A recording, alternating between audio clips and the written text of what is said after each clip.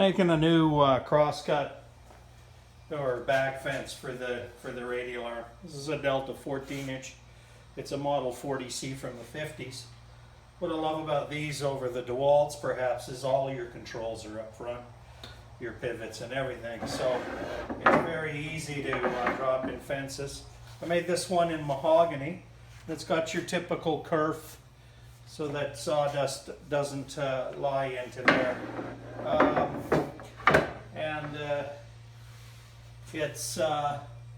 It's pretty easy to swap out fences to make different fixtures, and I really actually love this one because the locks are up front. This fence is inspired by Crosscut Vintage Designs on Instagram, and you should, I'll tag him in this video, but you should follow him if you haven't. Now, what really gave me the inspiration to make a new fence was the fact that Crosscut's Vintage Design actually incorporated a miter gauge into the radial arm saw, and that's just a really great idea. Now, of course, he's using laser beams and Incra systems and stuff like that. This is a just an old vintage one I surface ground and retrofitted for this, and it can slide and bevel. But what I think's a little unique on this one perhaps is that I have a sliding fence, and all I did was tapped the original screw holes that come through to hold your thing in here, so that I could access the miter board from the front. Now, what I think is slightly different here is that my miter will always stay in position, and it simply has a groove in it and tongues on the fence, and actually is just dropped in place.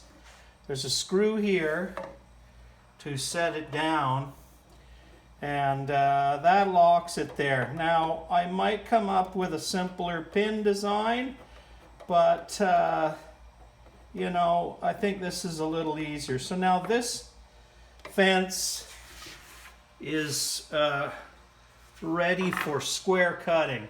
This is really solid. The back of the fence is perfectly level. In other words, there is no issues there, and it's very, very solid. Let me show you what's fantastic about it for mitering. Okay, so let me show you it in miter. So you'd unscrew this screw, and the screw is, and you just lift the miter off.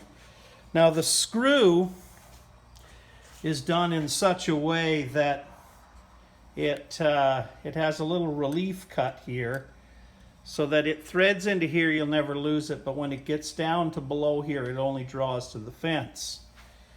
Now what we have here is another location to lock the miter, and what I like about this is it's a little more positive, and I have some hold down clamps that I'm going to probably incorporate. Now I can set this to any angle. I'm going to set it to 45.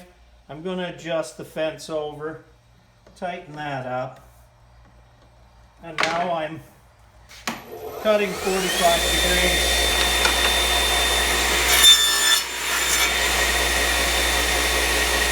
About the only thing left to do is perhaps put scribe lines for precision miters, but also incorporate this hold down clamp with a couple inset cast iron pipe flanges that allows this to bolt down and clamp stuff in place. But other than that, I'm very happy. Thank you, Crosscut Vintage Design. Really cool.